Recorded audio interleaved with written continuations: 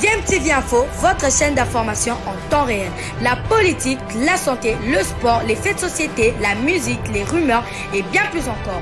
Vous découvrirez cela dans notre chaîne DMTV Info.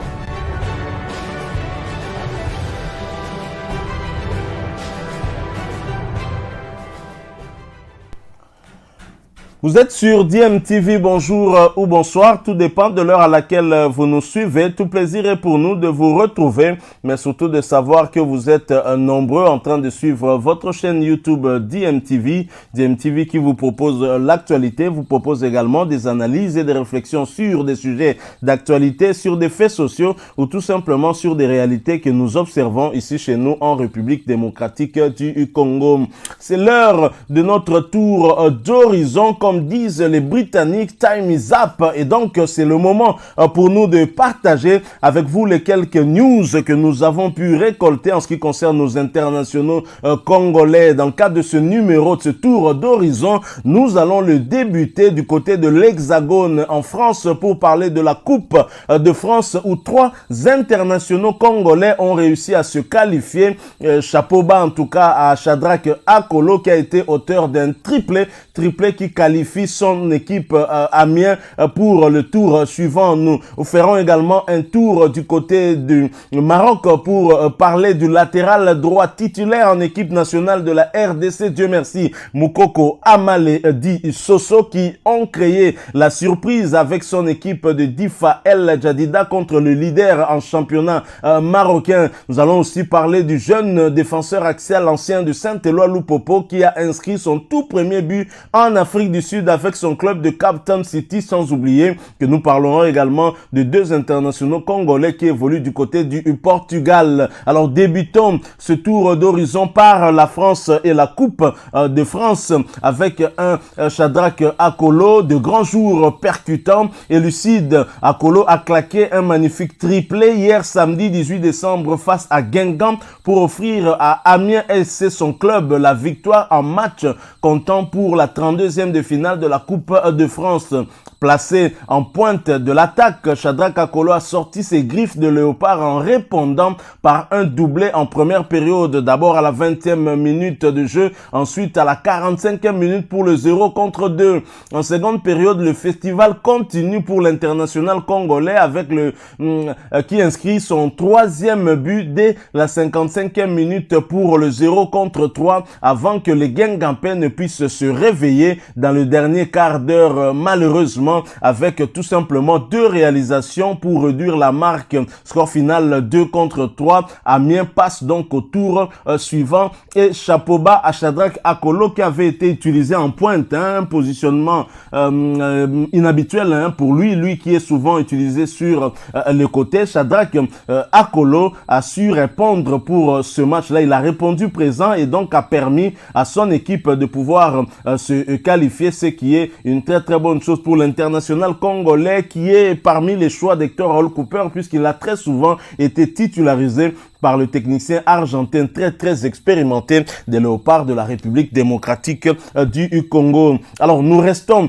bien évidemment en Coupe de France. Cette fois-ci, nous allons parler d'un autre international congolais qui est titularisé dans son équipe depuis son retour de l'équipe nationale, depuis les 2 dernières journées des éliminatoires de la Coupe du Monde Qatar 2022, joué en Tanzanie face au Taifa Stars et joué ici face aux écureuils du Bénin. Samuel Mutusami a été titularisé par son entraîneur Kambouaré là-bas en Nantes. Et bien sûr, pour le compte de cette Coupe de France, ça passe également pour Samuel Mutusami qui était en déplacement au stade Bonal pour affronter Sochaux dans le cadre de cette 32e de finale de la Coupe de France. Le FC Nantes a réussi à s'imposer, quoique difficilement, à l'issue des tirs au but au terme d'un match qui s'est soldé sur le score nul et vierge de 0 but partout. Et le FC Nantes a pris le dessus au tir au but, 4 tirs au but contre 5.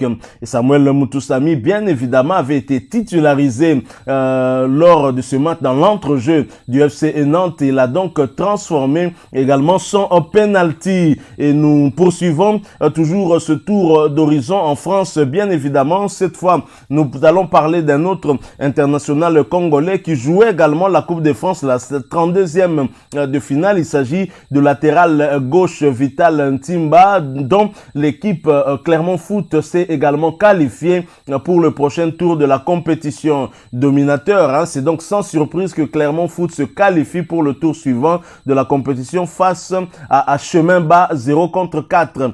Le latéral gauche congolais a été laissé au repos sur le banc de touche.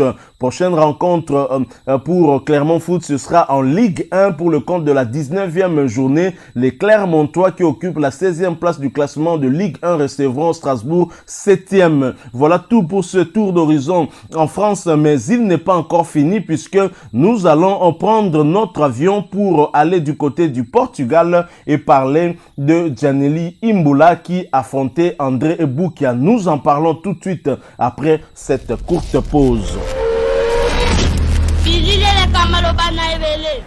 Poursuivons donc ce tour d'horizon au Portugal où l'on jouait la 15e journée de championnat portugais Liga NOS. Et cette 15e journée a vécu hier samedi 18 décembre 2021 avec un duel à distance entre deux internationaux congolais. D'abord du côté de Portimonense, c'est Gianelli Imbula et Aruka André Boukia qui se sont frottés, bien évidemment sans se blesser. Score final 1 but partout. Les deux équipes se départagent dos à dos. En tout cas, André Boukia et Aruka arrachent un point contre Portimonense. Alors une première période moins étincelante. Les deux formations se sont promises de bonnes choses en seconde période pour faire bouger le marquoir. André Boukia avait été titularisé pour l'occasion et son club a été le premier à se jeter à l'eau avec l'ouverture du score dès la 52e minute.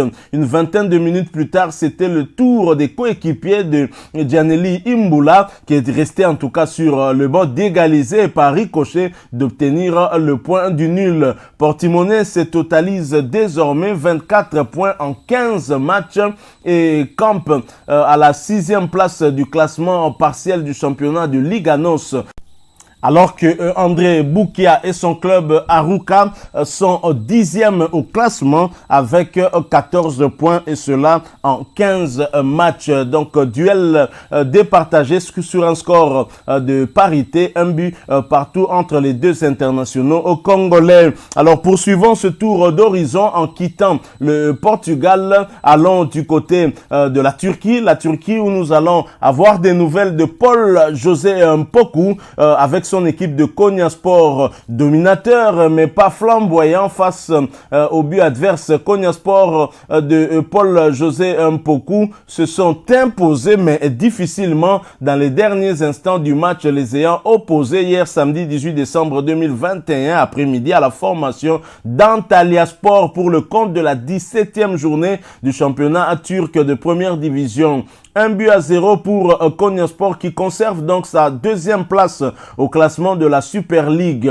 avec une large possession de balles et plus de tirs cadrés. Konyaspor n'arrivait pourtant pas à faire craquer les visiteurs bien en place défensivement. La première période s'est achevée sur le score nul et vierge de 0 but partout et les projecteurs restaient braqués sur la seconde période pour voir le bout du tunnel. Alors que Paul José Mpoku, qui n'avait pas été titularisé, signé son entrée en jeu dès l'entame de la seconde période. La dynamique des locaux ne variait presque pas. L'attente a été longue pour Paul José Mpoku et ses pairs qui se sont vus récompensés dans les derniers instants du temps additionnel. 1-0, l'unique but de la rencontre est l'œuvre de Hendry Seekichi. Voilà donc ce que l'on peut dire pour l'international congolais Paul José Mpoku. Une bataille rude remportée in extremis permettant à Konyaspor de conserver sa 2e place au classement avec 33 points en 17 matchs. Voilà, donc nous allons atterrir avec ce tour d'horizon en allant du côté de l'Afrique. On va d'abord commencer au Maghreb, au Maroc. Ensuite, nous allons clôturer par l'Afrique du Sud. Nous y revenons tout de suite après cette courte pause.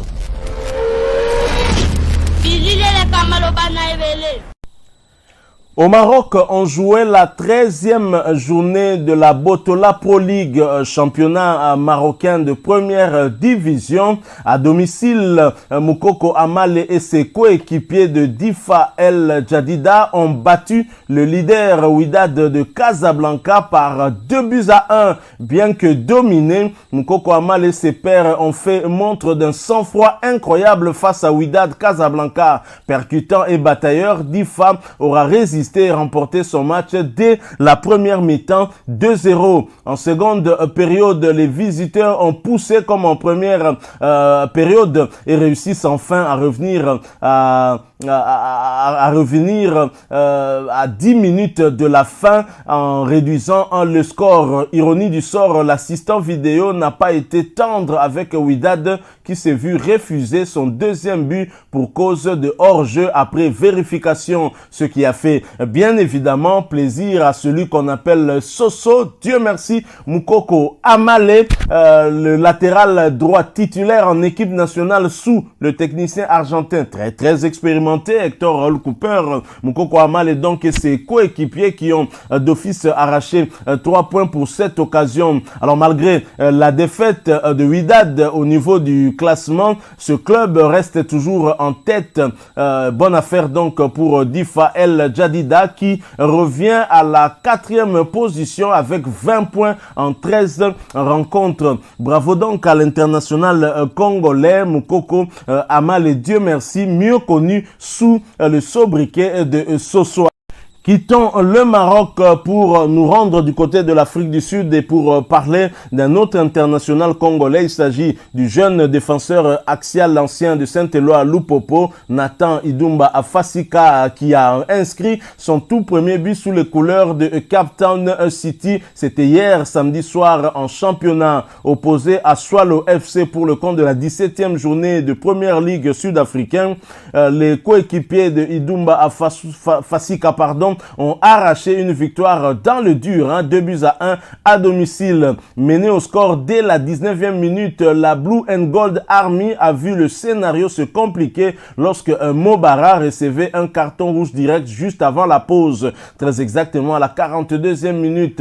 En seconde période, profitant d'un corner de Ntam Sanga Misé, Idumba a manqué son coup de tête mais catapulté le cuir au fond, défilé d'une frappe rageuse à la 63e minute pour l'égalisation. En fin de partie, Mpo Makola offrait la victoire aux siens grâce à un bijou de coup franc venu d'un autre monde. 2-1 à la 82e minute et Cape Town de Idumba Afasika allait conserver ce score jusqu'au coup de sifflet final, ne se laissant pas rejoindre au score. Grâce à ce succès, Cape Town passe à la 9e place au classement avec ses 24 points. Pour Nathan Idumba Afasika, il s'agit de son tout premier but sous les couleurs de Cape Town en 13 matchs, dont 10 titularisation. Voilà, nous sommes arrivés à la fin de ce tour d'horizon. Si vous l'avez aimé, dites merci à l'équipe technique de DMTV, mais surtout laissez-nous un maximum de j'aime. Merci de partager avec nous aussi votre point de vue en nous le laissant à travers un commentaire. Vous êtes nouveau ou ancien sur cette chaîne et que vous ne vous êtes pas encore abonné, eh ben n'hésitez pas, abonnez-vous et n'oubliez pas d'activer la petite cloche de notification en cliquant tout simplement sur celle que vous verrez apparaître dès que vous serez abonné, parce qu'elle vous permettra de ne plus rien manquer des prochaines vidéos que nous vous proposerons. Encore une fois, merci, avec espoir de vous retrouver bientôt dans un autre sujet d'actualité. En attendant, portez-vous bien et DMTV vous dit au revoir.